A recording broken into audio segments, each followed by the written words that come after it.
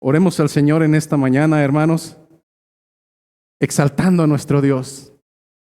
Amado Dios, Rey fuerte, Rey fiel, Señor todopoderoso,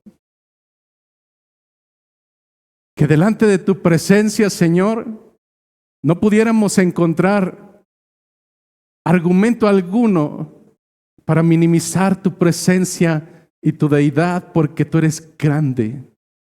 Y además, por si fuera poco, eres un rey que tiende a la misericordia.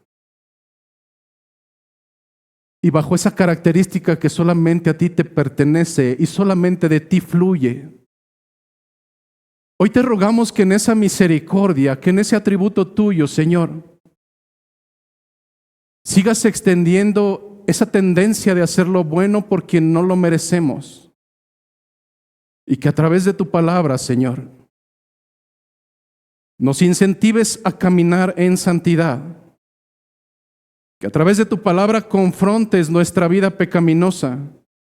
Que a través de tu palabra, Señor, nos instes a caminar en tus estatutos y en tus ordenanzas. Pues no es hijo el que proclama ser hijo, sino aquel que obedece, escucha y sigue las ordenanzas del Padre. Por ello, Señor, en nuestra debilidad y en nuestra rebeldía, en nuestra incompetencia de poder hacerlo por nuestras fuerzas, hoy rogamos, Señor, que a través de tus fortalezas y a través de tu omnipotencia, Señor, nos permitas no solamente escuchar tu palabra, sino vivirla y ponerla por obra. Hoy te lo ruego, Señor, desde lo más profundo de mi corazón. Amén. Tomen sus asientos, por favor.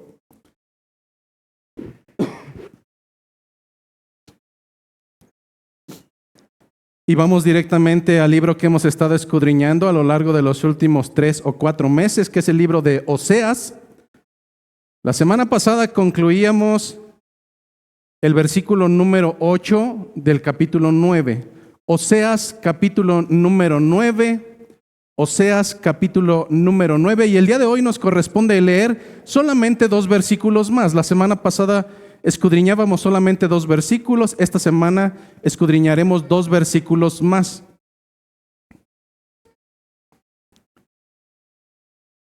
¿Cuánto tiempo nos llevará a leer Oseas? No lo sé. El Evangelio de Mateo nos llevó alrededor de 2 años, pero creo que no será tanto con Oseas. Pero no sé tú, yo me he estado deleitando en la confrontación y creo que cada domingo el Señor nos habla duramente, pero al mismo tiempo con amor, y creo que hoy no será la excepción. Oseas capítulo 9, versículos 9 y 10, dice la palabra de nuestro Señor: llegaron hasta lo más bajo de su corrupción. Repito nuevamente, llegaron hasta lo más bajo en su corrupción. Como en los días de Gabaa, ahora, parafraseando, Dios se acordará de su iniquidad y castigará su pecado. Como uvas en el desierto, dice nuestro Señor, hallé a Israel. Como la fruta temprana de la higuera, en su principio vi a vuestros padres. Ellos acudieron a Baal Peor, se apartaron para vergüenza y se hicieron abominables como aquello que amaron. Esta es palabra de nuestro Señor. Muy seguramente la siguiente referencia con la que voy a iniciar, los más jóvenes, hablando de los que tienen 30 y algo para acá, tal vez no la van a entender, pero aquellos que ya somos más maduros, iba a decir viejitos, pero no, aquellos que somos más maduros, recordaremos una parte de nuestra infancia, porque por ahí a finales de los años 60, a principios de los 70, se presentó por primera ocasión en la televisión mexicana un programa sumamente tierno, el cual era protagonizado por un ratón pequeñito de trapo llamado Topollillo. Ya vi varias caras que dijeron, sí, ubicamos a Topollillo. Este muñequito, un ratón sumamente tierno, interactuaba con un actor humano llamado Raúl Astor. Y muy seguramente los que somos más maduros recordaremos que entre las muchas canciones infantiles hay varias que salieron de ese programa y varias se siguen tocando hoy en día. Una de ellas, muy famosa y tal vez la recordarán, se llamaba Yo quiero ser como mi papá. A grandes rasgos, esta canción, como claramente lo dice el título, trataba acerca de un niño que veía todo lo que hacía su papá.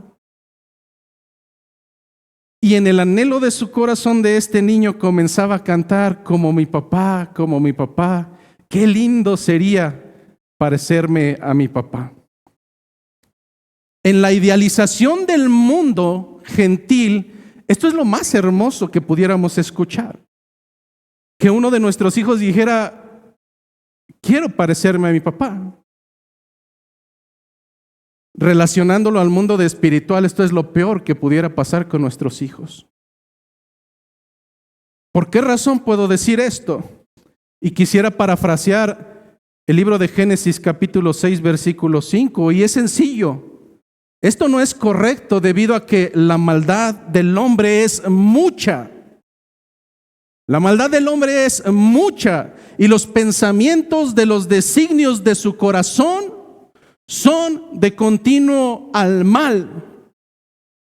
Y aun cuando tiernamente en el mundo suene bien que un niño quiere parecerse a su papá, espiritualmente creo que no es bueno. Que ellos imiten la maldad, que ellos quieran parecerse a aquel que transgrede los principios y los estatutos de Dios. Porque existe una alta probabilidad de que el hijo de un pecador tienda a imitar lo que aprende como ejemplo de sus padres. Existe una alta probabilidad de que ellos tiendan a mimetizar, a imitar lo que perciben acerca de cada uno de nosotros, pero esto no va a ser la justificación. Es la tendencia, mas no siempre será la regla. Entrando directamente a lo que será nuestro estudio del día de hoy, hemos dejado claro que el capítulo número 9 de Oseas estará dividido en 4 segmentos, de los cuales hemos abarcado ya 2 y el día de hoy entraremos al tercero. Y los hemos titulado de manera genérica como las 4 consecuencias del pecado sin arrepentimiento. Las 4 principales consecuencias del arrepentimiento, del pecado sin arrepentimiento genuino. Comenzamos con un primer segmento, el cual decíamos que la primera de las consecuencias, basado en el capítulo número 9 de Oseas, era que el pecado sin arrepentimiento genuino sí o sí anula tus derechos como hijo de Dios. Un rebelde, un hombre o una mujer rebelde delante de Dios, no puede pretender ser creyente, no congregar, no puede pretender ser creyente, no bautizarse, no puede pretender ser creyente y venir a la iglesia como cometa Halley una vez cada 100 años. No funcionan las cosas así. Así es que un pecador que no tiende al arrepentimiento genuino, a sujetarse a la voluntad de Dios, tarde que temprano anulará sus derechos, sus atributos como hijo, porque no es hijo. Vimos semanas atrás cómo es que una de las segundas consecuencias de no proceder a un arrepentimiento genuino, que es palpable, que es visible, y que no solamente dices, sí, yo ya me arrepentí en mi corazón, sí o sí te llevará a la ruina total. Veíamos la semana pasada cómo es que el pueblo de Israel pretendía regresar y encontrar todos los beneficios después de haber corrompido la palabra del Señor, y no fue así. Donde ellos pretendían encontrar vida, realmente encontraron muerte. Ellos pretendían ir y regresar y realmente ellos fueron recibidos en Egipto y fueron enterrados en Memphis. No, hermano. El camino del Señor es una continuidad. El Señor dirige sus palabras al que habita a su abrigo, no al que asiste cada año bisiesto. Es por eso que ahora llegaremos a una tercera característica o consecuencia, una tercera consecuencia de caminar en necedad, o bien una consecuencia de un pecado que no procede al arrepentimiento genuino. Y esta creo que sí te va a pegar un poco fuerte, porque la falta de arrepentimiento genuino sí o sí tenderá a corromper lo que más amas. La falta de arrepentimiento genuino tenderá a corromper a tus hijos. Comenzamos el día de hoy con el versículo número 9, que dice: llegaron hasta lo más bajo en su corrupción. Como en los días de Gabaa, ahora se acordará Dios de su iniquidad, castigará su pecado. La primera pregunta que podemos hacernos es: ¿qué tan bajo puede llegar alguien para que dentro de la misma palabra se determine que llegaron hasta lo más bajo de su corrupción? Y es que bajo tu pensamiento y bajo tu propia percepción, a veces podrás incluso exaltar que tú eres buena persona. Bueno, pastor, es que yo no soy tan malo como los demás. Cierto, pero aún a la luz de la palabra, tu tendencia es caminar a la maldad.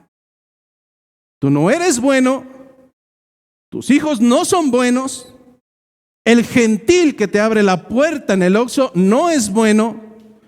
La palabra de Dios nos deja claridad que no hay justo, ni aún uno. Desde que nosotros nacimos fuimos procreados en maldad. Pero ¿a qué se refiere con que este pueblo al que le está hablando del tiempo de Oseas, 700 años promedio atrás, antes de la llegada de Cristo, por qué les comienza a decir que como pueblo han llegado hasta lo más bajo de la corrupción? E incluso los compara como en los días de Gabaa. ¿Qué sucedió en Gabaa?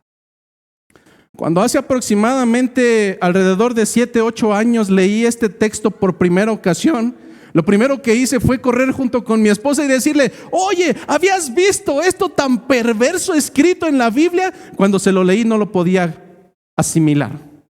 Y creo que después de que lo leamos, probablemente tú tampoco lo vas a poder asimilar. ¿Qué sucedió en Gabaa? Vamos juntos al libro de los Jueces, capítulo número 19. Y vamos a empezar a leer solamente algunos versículos. Vamos a leer el versículo 1 hasta el versículo número 3. Dice el libro de Jueces, hablando de Gabaa, capítulo 19, versículo 1.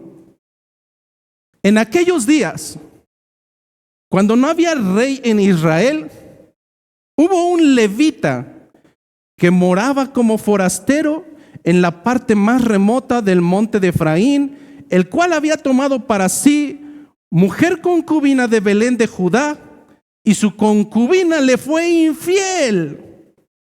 Y se fue de él a casa de su padre, a Belén de Judá, y estuvo allá durante 4 meses, y se levantó su marido y la siguió para hablarle amorosamente y hacerla volver. Lo primero que tenemos, hermanos, es una escena que hasta aquí decimos: pues qué de gravoso tiene eso. La mujer adulteró, se regresó a la casa de su padre, y él dice que se preparó para ir por ella, hablarle amorosamente y hacerla volver. Te voy a platicar un poco qué es lo que sucede entre este trayecto y el versículo siguiente que vamos a estar leyendo. Cuando este hombre, este levita, llega a la casa del padre de esta mujer que le había sido infiel, el padre de esta mujer salió a recibirle con alegría y estuvieron allí durante 3 días. Al día tercero se levantan listos para partir y el padre los aconseja para que se queden y descansen y que repose su alma, y así lo hizo al 4.º día. Al quinto día sucede exactamente lo mismo. Sin embargo, cuando ya estaba a punto de ocultarse el sol, este hombre dijo: no, tu hija, mi siervo, mi asno y yo regresaremos directamente a nuestra tierra. Como ya el día estaba a punto de oscurecer y estaba cerca el llegar de la noche, les alcanzó en el camino, llegando hasta un lugar llamado Jebús, la tierra de los jebuseos. Esta tierra no era tierra del pueblo de Israel. Entonces el siervo le propuso que se quedaran allí solamente por esa noche, a lo que este levita, su señor, le respondió que no, que irían y caminarían y no se quedarían en una ciudad de extranjeros, sino solamente en un lugar que fuera del pueblo de Israel. Seguramente él se sentiría mucho más cómodo y en el amor de sus hermanos. Fue así como llegaron hasta la tierra de Gabaa, que era la tierra de Benjamín, y después de estar buscando hospedaje y nadie se los daba, ese levita, su concubina, su siervo, se quedaron simplemente a esperar en la plaza de aquel lugar. Con el anochecer ya encima, pasó un anciano, el cual les ofreció hospedaje y les dijo: en mi granero hay donde puedan quedarse, habrá comida suficiente para todos. Así es que vamos al versículo 22 para ver qué continúa diciendo la historia.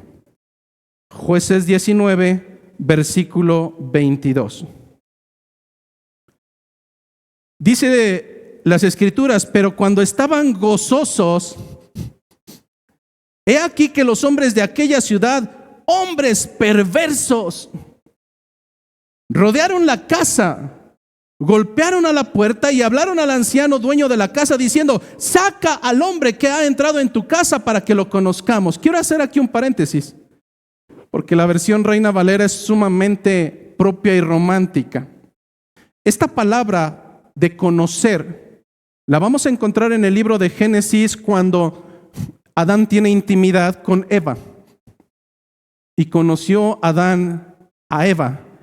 No es que llegaron y dijeron: buenos días, mi nombre es Adán. No. Propiamente utilizan esta palabra para dar entendimiento de que querían tener intimidad con él. ¿Te puedes imaginar?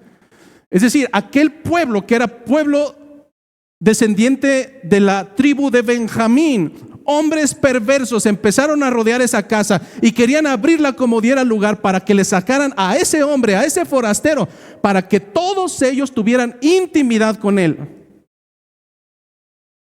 Eso es perversidad. Versículo 23. Y salió a ellos el dueño de la casa y les dijo: no, hermanos míos, os ruego que no cometáis este mal. Ya que este hombre ha entrado en mi casa, no hagáis esta maldad. He aquí mi hija virgen y la concubina de él, yo os las sacaré ahora. Humilladlas y hacedlo con ellas como os parezca, y no hagáis a este hombre cosa tan infame. Mas aquellos hombres no le quisieron oír, por lo que tomando aquel hombre a su concubina, es decir, el levita toma a su mujer, la sacó y entraron a ella y abusaron de ella toda la noche hasta la mañana y la dejaron cuando apuntaba el alba. Versículo 26. Y cuando ya amanecía, vino la mujer y cayó delante de la puerta de la casa de aquel hombre donde su señor estaba hasta que se fue de día. ¿Hasta dónde llegó la perversidad de aquel tiempo de Gabaa? ¿Te das cuenta que no estamos muy lejanos a esa perversidad? Hombres que, dejando el uso natural de la mujer, comenzaron contra natura. Eso no lo dice Romanos. Y lo más preocupante es que Romanos nos dice que por eso Dios los entregó en sus propias concupiscencias. Cuando vemos esta carta, este documento que fue escrito 700 años antes de Cristo. Y este mismo documento está narrando un hecho histórico mucho más antiguo de esos 700 años antes de Cristo. Hasta el día de hoy han pasado 2723 años promedio y la palabra de Dios sigue vigente para una nación que sigue andando en sus perversidades y en sus necios razonamientos. No, la palabra no fue escrita solamente para ellos, la palabra tiene aplicabilidad para hoy en nosotros. La sociedad le llama orgullo, el Señor le llama abominación. Después de que este levita avienta literalmente a su concubina hacia el exterior, lo perverso no acaba ahí, lo perverso acaba de comenzar. Dice el versículo 27 que entonces se levantó por la mañana este levita, se levantó este señor. Lo primero que me pregunto es, ¿cómo es que pudo descansar mientras estaban abusando de su esposa todos aquellos hombres? ¿Cómo es que pudo conciliar el sueño? Solamente puede conciliar el sueño una mente perversa. Y abrió las puertas de la casa y salió para seguir su camino. Y he aquí la mujer, su concubina, estaba tendida delante de la puerta de la casa con las manos sobre el umbral. Él le dijo, levántate y vamos. Hermano, si cuando nuestras esposas tienen algún malestar, a veces decimos, bueno, ¿qué te traigo? ¿Cómo le hago? Pero este hombre le dijo, estaba como muerta. Realmente yo no sé, la palabra no es tan clara para saber si realmente aún tenía vida. Le dijo, levántate y vámonos. Pero ella no respondió. Entonces, hablando de levita, la levantó el varón y echándola sobre su asno, se levantó y se fue de aquel lugar. Si esto hasta aquí te parece perverso, versículo 29. Y llegando a su casa, tomó un cuchillo y echó mano de su concubina y la partió por sus huesos en 12 partes y la envió por todo el territorio de Israel. Y todo el que veía aquello decía, jamás se han hecho ni visto tal cosa desde el tiempo en que los hijos de Israel subieron de la tierra de Egipto como hasta hoy. A veces vivimos en estos días y creo que vemos cosas todavía mucho más perversas que estas. Si Oseas se está refiriendo a los hechos de Gabaa como aquellos que transcurrieron y cayeron en la bajeza de la corrupción, ¿qué podría decir Oseas acerca de nosotros como nación? Vuelvo a repetir, lo primero que va a venir a tu mente, bueno, es que yo no soy parte de esa bajeza, yo no soy parte de esa corrupción. No, déjame dejarte claro que realmente en muchas de las ocasiones queremos justificar nuestra falta de obediencia a Dios con decir, bueno, es que yo sí hago esto, pero no hago aquello. Como si delante del Señor hubiera un pecadómetro, como si delante del Señor tu falta fuera menor a la del asesino. Lo único que demuestra eso es cuán antibíblicos y analfabetas bíblicos somos al tratar de justificarnos al no conocer la palabra. Porque delante de Dios transgresión es transgresión. Lo único que está dejando claro es que hay momentos históricos donde realmente la degradación llega hasta lo más bajo. Hermano, estamos viviendo en esos tiempos. Estamos viviendo en esos tiempos de degradación. Lo que acabamos de leer hasta ahora, lo único que está revelando es lo bajo que puede caer un pueblo y por tanto Gabaa en su momento recibió juicio. Después la historia transcurre a través de los capítulos número 20 y 21 y cuando llega el resto del pueblo de Israel, de las demás tribus, llegan delante de los benjamitas para que los dejen ponerle un juicio a aquellos hombres perversos de Gabaa. ¿Qué hicieron los benjamitas? Dijeron, no, a ellos no los tocas. Ante tanta perversidad los defendieron. ¿Acaso no hacemos nosotros lo mismo? ¿Acaso no vivimos de la misma manera?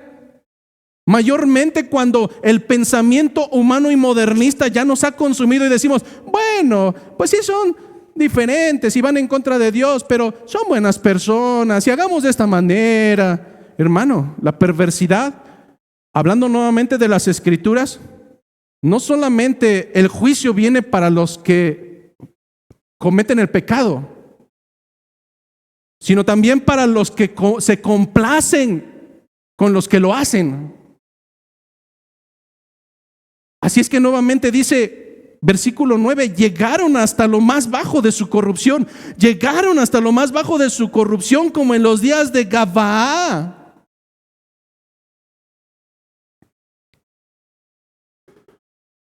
Contextualmente, Oseas le está hablando a una nación 700 años antes de Cristo y les está poniendo ejemplo de cómo fueron sus padres. ¿Cómo fueron sus primeros padres? Si nosotros pudiéramos hacer la traducción, lo que está diciendo Oseas a este pueblo es, ¿por qué se exaltan de ellos? ¿Por qué se exaltan de tanta maldad si ustedes están iguales? Si ustedes están cometiendo los mismos pecados y las mismas transgresiones. Esa nación a la cual se está dirigiendo Oseas era tan mala como los fueron sus padres. Hermano, déjame traerte a tu realidad. Hay una alta probabilidad que no seas muy diferente a esa nación de Gabaa, ni a esos israelitas. Pastor, ¿por qué se atreve a hablarme así si usted no conoce mi corazón? No es necesario conocer tu corazón. Tus hechos pululan y salen al exterior. No es necesario ir hasta tu corazón, además es engañoso. A veces es necesario con ver cómo caminas, cómo te comportas, cómo hablas, cómo te relacionas con los demás. La nación se corrompió profundamente, estaban arraigados y afianzados en el pecado de tal manera que era imposible, casi imposible poder recuperarse. Alguno de ustedes recordará las peleas de box. Un boxeador llamado Márquez con un Pacquiao y después de una y otra. Ese día yo estaba viendo la pelea y me quedé dormido y mi esposa nada más me despertó diciendo, ¡ah, lo mató! Y me desperté y dije, ¿qué pasó? ¿Cómo? Tiraron a Pacquiao, está en la lona. No se levantó. El pecador es así, hermano. Su pecado y su inmundicia lo va a llevar a estar en la lona. ¿Cuándo se va a recuperar? Ese hombre se recuperó, pero ¿cuándo se recupera un pecador que ha llegado hasta lo más bajo, hasta lo más ruin? Hay pocas probabilidades.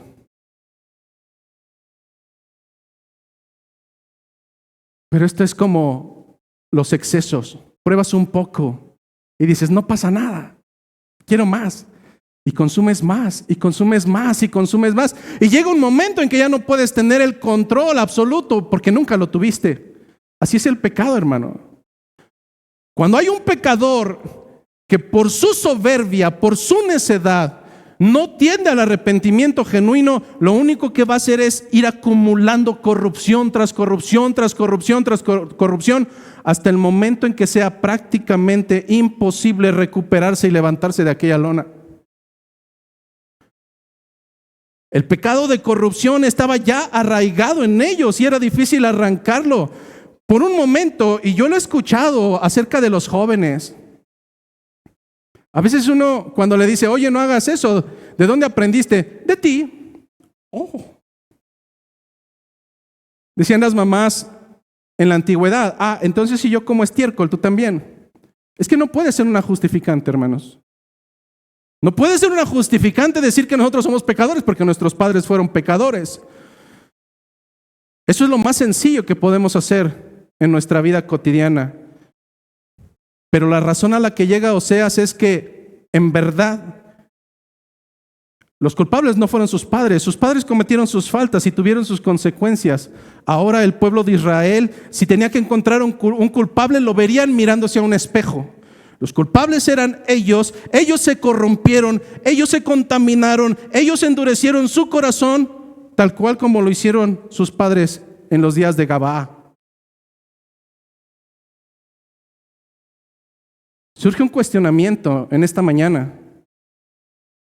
Y es, siendo honestos con nosotros mismos, ¿qué tan lejanos estamos de estas ejemplificaciones? ¿Acaso realmente somos aquellos hombres y mujeres creyentes que se sujetan a la palabra de Dios y caminan bajo las ordenanzas del Señor y tienen su deleite y su gozo meditando en la palabra de día y de noche? No lo sé. Ayer compartíamos con unos hermanos y veíamos cómo el Salmo número 1 es tan hermoso y a la vez es tan rudo. Porque a todos nos gusta escuchar las palabras que suenan bonito. Seremos plantados, seremos como árbol plantado junto a corrientes de agua, que da su fruto en su tiempo y su hoja no cae, y todo lo que hace prospera. ¡Ay, sí! Arrebato, y yo tomo y declaro. No. Pero después de ese versículo dice, no así los malos. No así los malos, que serán arrebatados como el tamo. Hermano, cuando venimos a la iglesia tenemos que tomar la palabra no para el de al lado ni decirle, ¿ya escuchaste? No, la palabra es para nosotros. La palabra debe de ser destinada para cada uno de nosotros.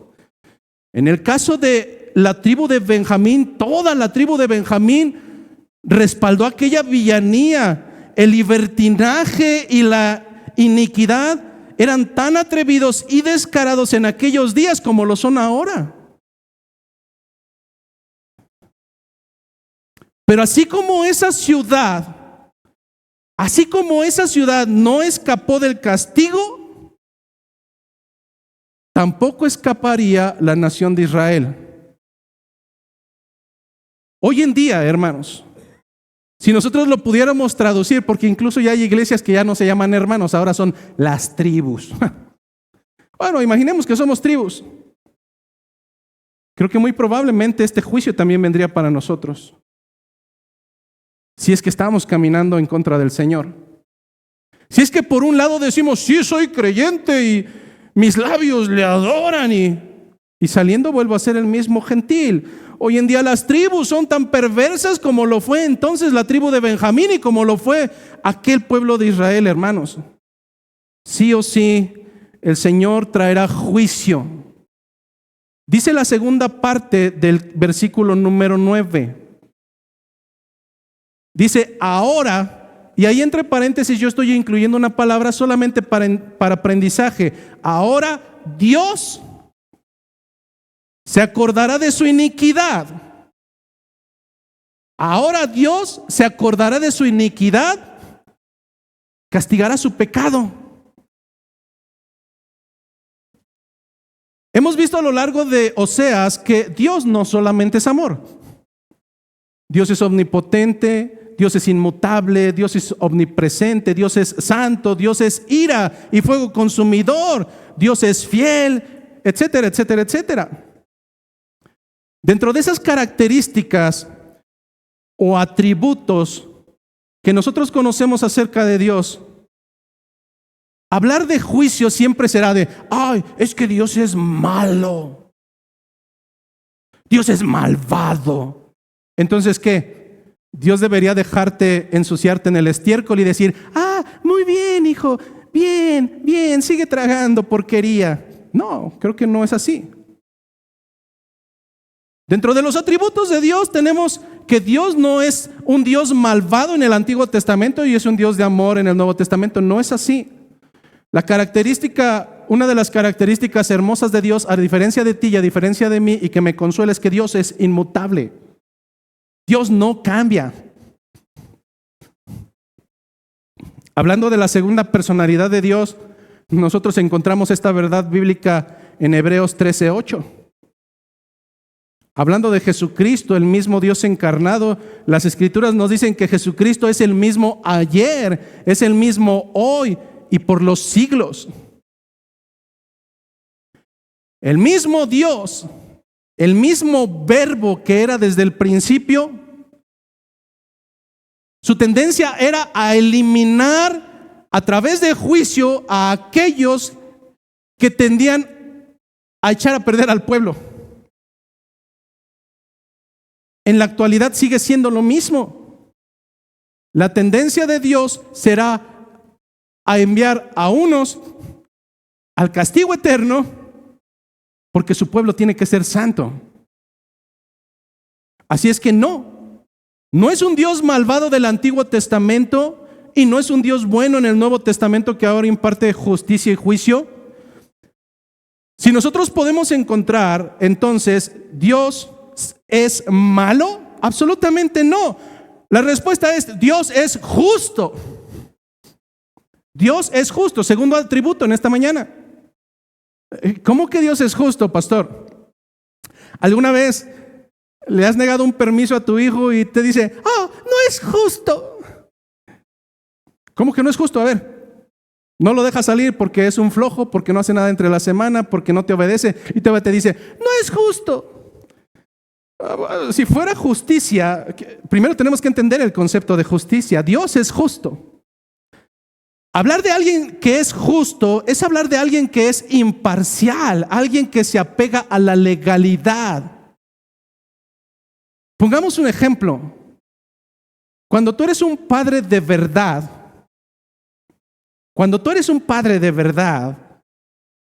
y no una imitación que da burla o risa, cuando tú eres un padre de verdad, tú dejas reglas claras en tu casa. Y entonces le dirás a un niño pequeño: Raúl, está prohibido que comas galletas entre comida y comida. Ahí van a estar las galletas. Pero si transgredes esta legalidad, entonces te voy a sonar. Un padre que es justo, en el momento de que ese niño Raulito agarre la primera galleta desobedeciendo, es ¡pa! Te la cumplo. Eso es justicia, cumplir y apegarse a la legalidad. Sería injusto poner reglamentaciones y legalidad y ponerlas de adorno. Bueno, probablemente hay entre nosotros padres que somos de risa porque no somos justos. Ponemos reglas, pero nuestros hijos ya saben que, como somos una burla, sí me dijo, pero ni la pelees. Bueno, Dios es justo. Dios es imparcial. Él se apega a la legalidad, Él se apega a la justicia. Y por cuanto Él tiene un atributo tercero, Él es santo. Por cuanto Él es santo, es decir, totalmente ajeno a la inmoralidad. El Señor no es que no quisiera amar a los pecadores, es que no puede por cuanto Él es santo.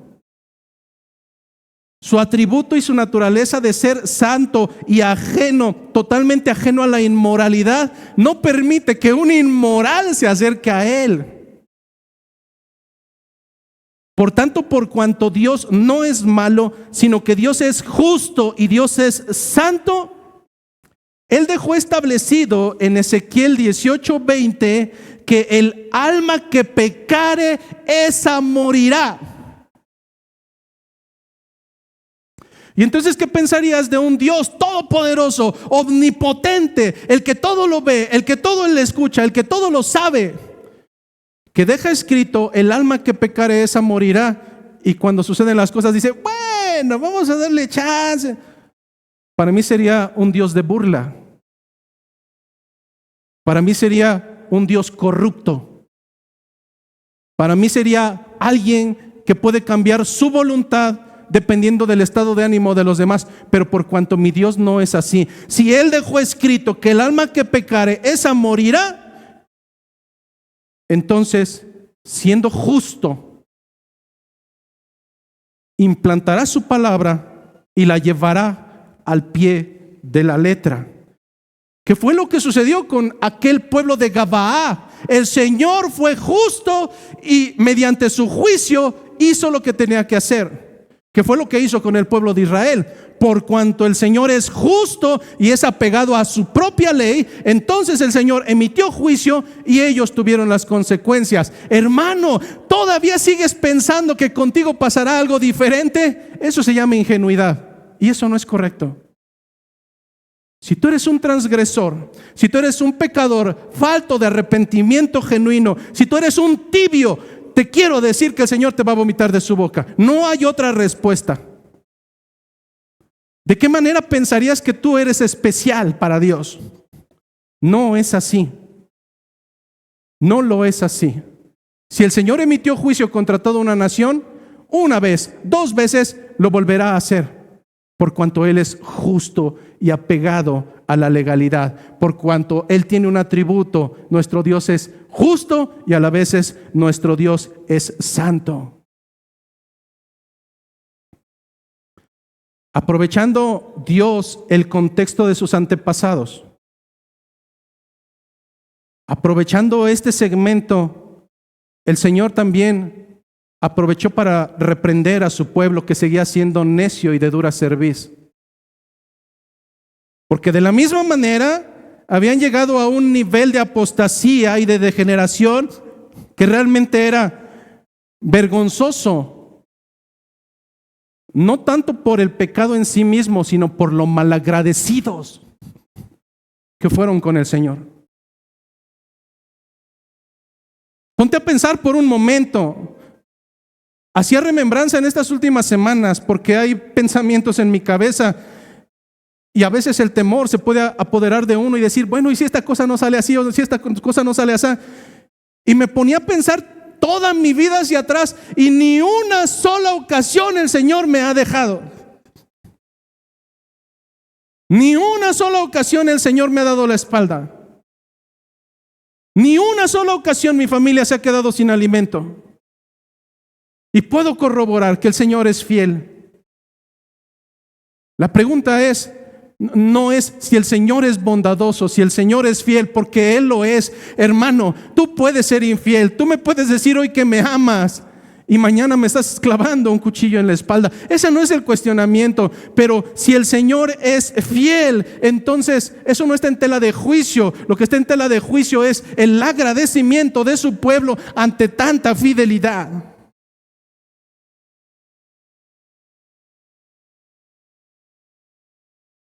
No me asusta el que una persona peque.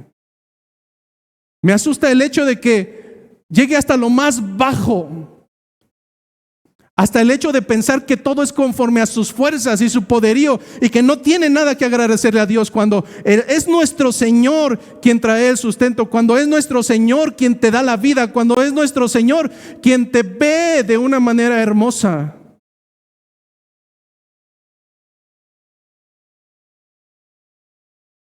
¿Cómo son percibidas tus obras? ¿Como un trapo menstruoso? Desagradable son tus obras delante de Dios. ¿A dónde nos lleva su misericordia? A verte como una uva en el desierto. Eso es lo que nos dice el versículo número 10. Cuando encontré a Israel, cuando encontré a mi pueblo, dice el Señor, fue como hallar uvas en el desierto. ¿Cómo es encontrar uvas en el desierto? Tenemos 2 escenarios. Pero lo más hermoso es que Oseas utiliza este símil de uvas en el desierto para recalcar el cuidado que Dios tiene con las cosas insignificantes que para otros pueden ser así. Pero Dios está abriendo su corazón en este versículo, dándonos entendimiento de que Él encontró gozo, que Dios encontró fruto, Dios encontró placer en esa nación tan insignificante como lo es una uva en el desierto. Dios no podemos tomarlo en cuenta en este pasaje como un pobre viajero que encuentra fruto en el desierto cuando más lo necesitaba y está agradecido con ese fruto. No es así. Porque entonces Dios sería como un limosnero que, sí, en medio del desierto encontré una frutita y gracias a la frutita. No, el escenario que nos está traduciendo Oseas es un hombre que va caminando por el desierto y encuentra uvas que no son valiosas para nadie. Las uvas en sí mismo no son valiosas, pero para él lo son.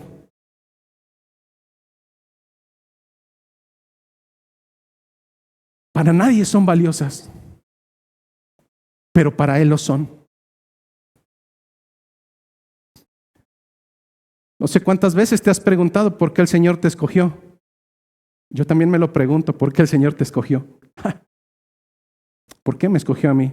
Y no hay una respuesta. Si quieres encontrar la respuesta en ti, jamás la vas a encontrar. Delante de los hombres eres insignificante. Delante de los hombres no tienes valía. Pero si podemos encontrar una respuesta es por misericordia, por gracia. Lo mismo sucedió al pueblo de Israel. En Deuteronomio capítulo 7,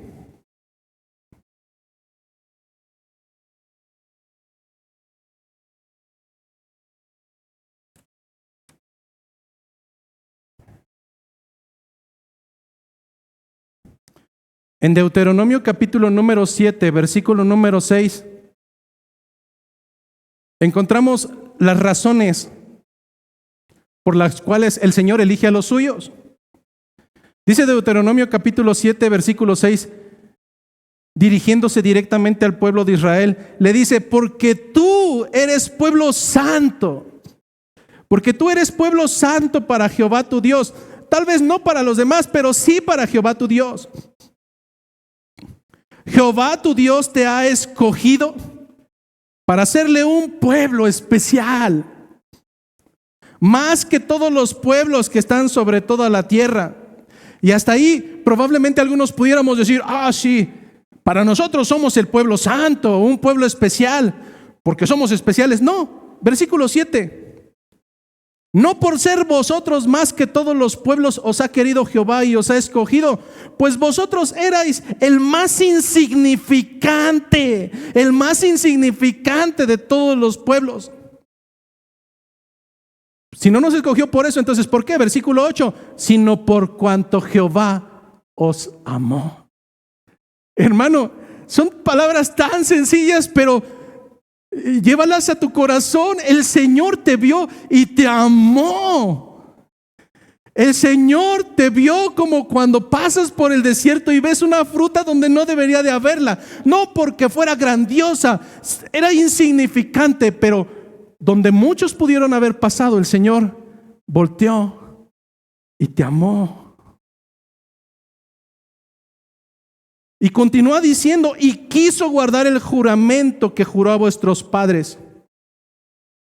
Os ha sacado Jehová con mano poderosa y os ha rescatado de servidumbre de la mano del faraón, rey de Egipto. Uvas en medio del desierto, tan placenteras como lo son los primeros frutos para el dueño de una tierra. Para cualquier otro serán frutos insignificantes, pero para el dueño de la tierra son fruto de gran estima. Continúa diciendo la segunda parte del versículo número 10. Cuando vi a sus antepasados fue como ver los primeros frutos en la higuera.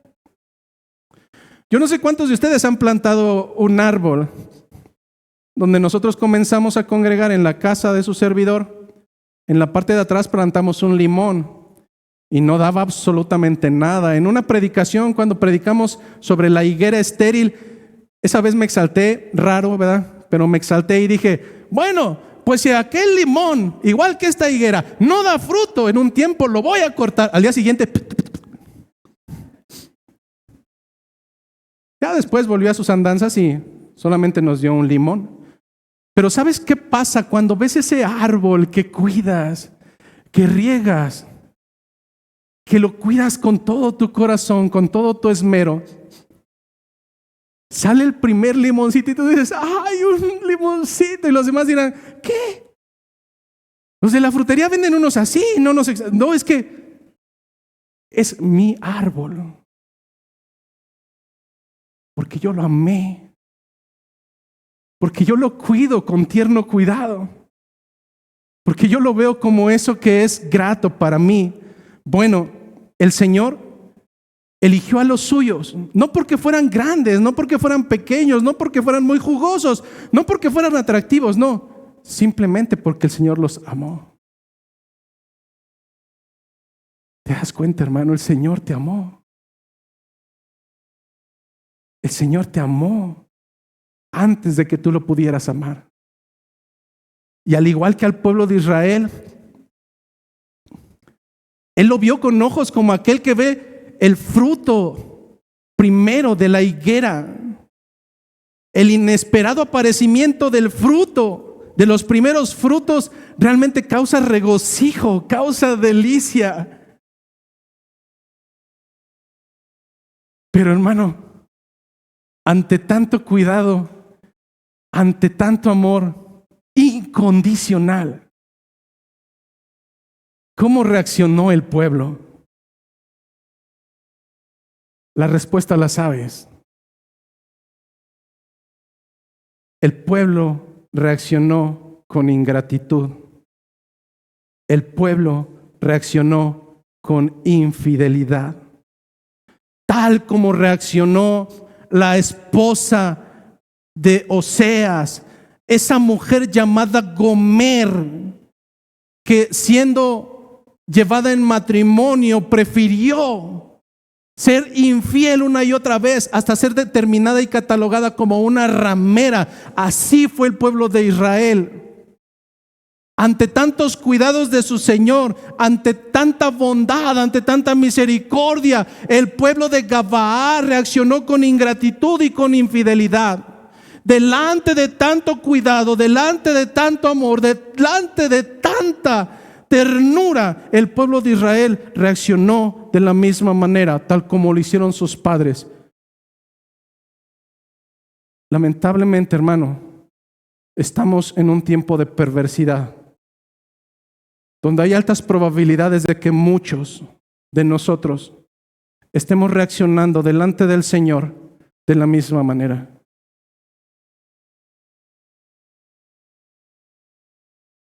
¿Cuántos días el Señor te ha permitido que falte el alimento en tu hogar? Jamás. ¿Cuántas ocasiones el Señor te ha descuidado? Haz memoria hacia atrás. Aún en los momentos más complicados, el Señor se ha mantenido fiel. El Señor se ha mantenido fiel. El Señor se ha mantenido fiel. Y delante de tanta fidelidad, hermano, ¿cómo es que reaccionamos nosotros delante de ese cuidado, de esa ternura y de ese amor del Señor? Dudando, siendo infieles, siendo malagradecidos. Es que ver el pecado en sandalias ajenas es muy fácil. Y es que cometer juicio con este dedo que es rápido, el más rápido del oeste, es sencillo. Pero la predicación del día de hoy no es para los habitantes de Gabaa y tampoco es para los habitantes de Israel. La predicación del día de hoy es para aquellos que congregamos en una iglesia local llamada Caminando por Fe Querétaro. ¿Cuál es tu reacción delante de tanta bondad de parte del Señor? Ellos fueron infieles, la tercera parte del versículo 10. Ellos se fueron a Baal Peor y se entregaron a la vergüenza. Ellos no adoraron a su Señor. Ellos prefirieron irse con otro amante al cual llamaban Baal Peor y se entregaron a la vergüenza. Al igual que el matrimonio de Oseas con Gomer, pues eso que pintaba bien, porque cuando hay una boda, pues el primer día de boda todo es hermoso y pinta que todo va a ser hermoso. Después de 2, 3 días, 4, 5, 6, 7, 8, 9, 10 años, probablemente las cosas no son las mismas que el primer día. En otras ocasiones, Habrá matrimonios que vayan siendo mejorados por la misericordia de Dios, pero al igual que el matrimonio de Oseas con Gomer, la fidelidad fue sumamente breve en relación del pueblo de Israel para con el Señor. Y creo que a veces el pacto que hizo con el Señor, nosotros lo exigimos: Señor, cumple tus promesas. Ojalá y el Señor nos dijera: cumple las tuyas. ¿Acaso no un día bajaste a las aguas y juraste delante de un pueblo que era testigo entre tú y el Señor, que le amarías con todo tu corazón y que morirías al mundo y que ahora caminarías en sujeción? ¿Dónde quedó aquel pacto? ¿Acaso no después de cada necesidad y de cada situación que te llevó hasta el extremo, terminaste de rodillas suplicando y con lágrimas en tus ojos diciéndole: Señor, ayúdame en esta y te seguiré hasta el final? El matrimonio tal vez duró lo que duran los matrimonios actuales, 3.1416. La fidelidad no es por parte del Señor, porque Él no cambia, Él no muta, Él es inmutable, Él es fiel y Él se mantendrá fiel. La infidelidad viene de nuestra parte.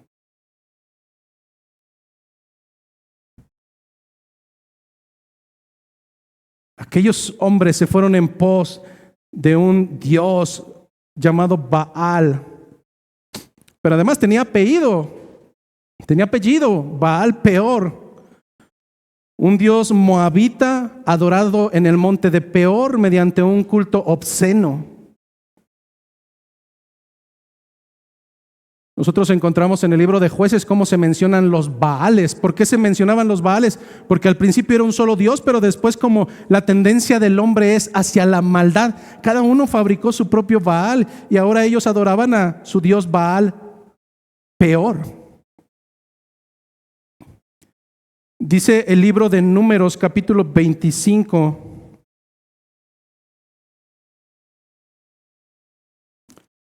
Dice el libro de Números, capítulo número 25, versículo 1. Para que tengas un poco de contexto, dice que moraba Israel en un lugar llamado Sittim. Moraba Israel en Sittim. Y el pueblo empezó a fornicar con las hijas de Moab. Literalmente, el pueblo que se le había dicho: no te unirás con las naciones del mundo, ¿qué hizo? No, es que este es mi Dios. Entonces, como el rito inicial era tener intimidad con aquellas prostitutas, el pueblo empezó a fornicar con las hijas de Moab, las cuales invitaban al pueblo a los sacrificios de sus dioses, y el pueblo comió y se inclinó a sus dioses. Así acudió el pueblo a Baal Peor, y el furor de Jehová se encendió contra Israel.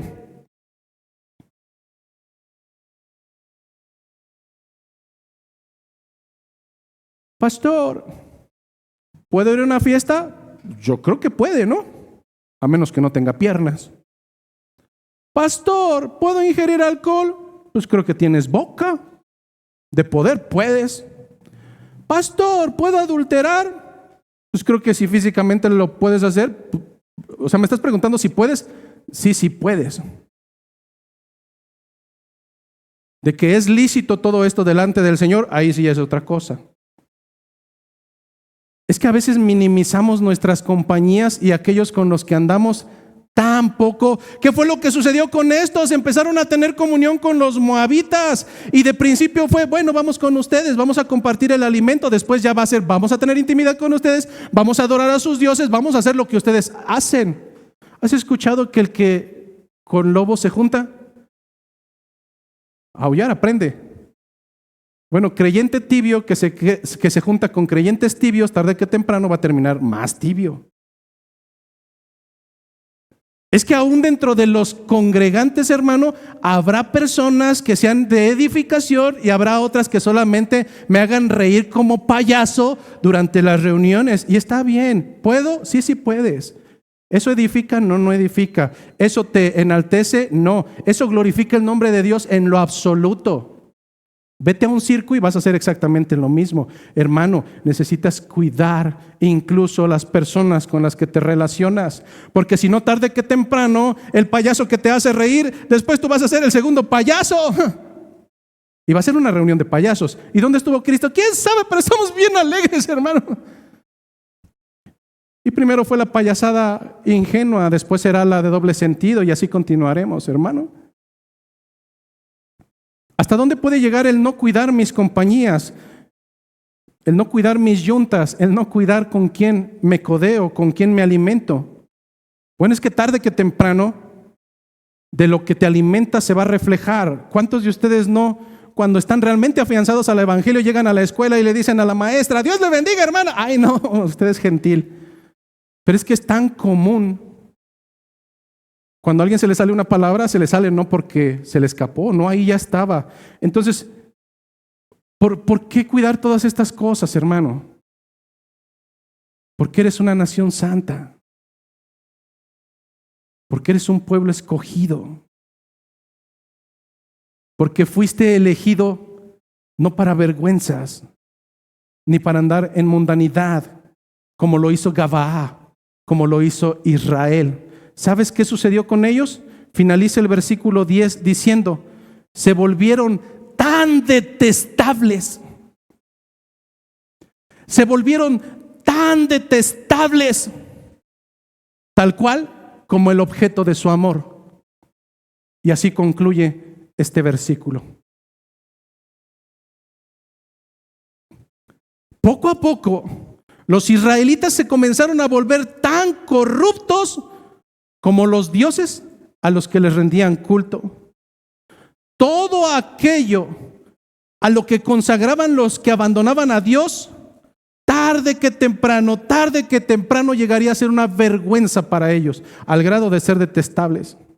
No pretendas estar con un pie en la iglesia y otro en el mundo, porque tarde que temprano, al igual que aquel pueblo, tendrás las consecuencias de tu necedad. Y tarde que temprano te volverás tan desagradable, tan detestable como el objeto de tu amor.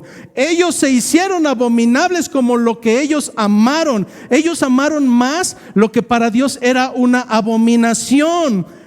El hecho de abandonar a Dios solamente se traduce en acumular y acumular y acumular y acumular abominaciones. No pretendas estar alejado de Dios y que tu vida siga igual, hermano. Uno comienza con dejar de congregar. Un domingo, al fin, ¿qué tiene? ¿Acaso no merezco un día de descanso? Uno comienza así. Después se te hace normal y ya no es un domingo. Ya son 2, 3, 4, 5, 6, 7, 8 y después ya estás plácido en tu casa y eres cristiano porque escuchas predicaciones y escuchas alabanzas. ¡Wow! Cristiano. Y después de eso empiezan las comuniones con los gentiles y después de eso comienza toda la bola de abominaciones que se van acumulando y se van acumulando y se van acumulando por la necedad, por la falta de arrepentimiento genuino. Ellos estaban en los mismos caminos de sus padres, a los que Dios había hecho tanto bien, pero actuaron con la misma ingratitud en la que le hicieron sus padres. Simplemente llegaron hasta lo más bajo de la corrupción. Usualmente cada predicación la concluimos con conclusiones y tratamos de que sean prácticas. En esta ocasión será diferente. El día de hoy solamente quiero cerrar con una pregunta para cada uno de ustedes. Ponle tu nombre. La pregunta es certera. Delante de tanta misericordia por parte de Dios, ¿cómo estás reaccionando? Delante de tanta y tanta y tanta misericordia por parte de Dios, ¿cómo estás reaccionando tú?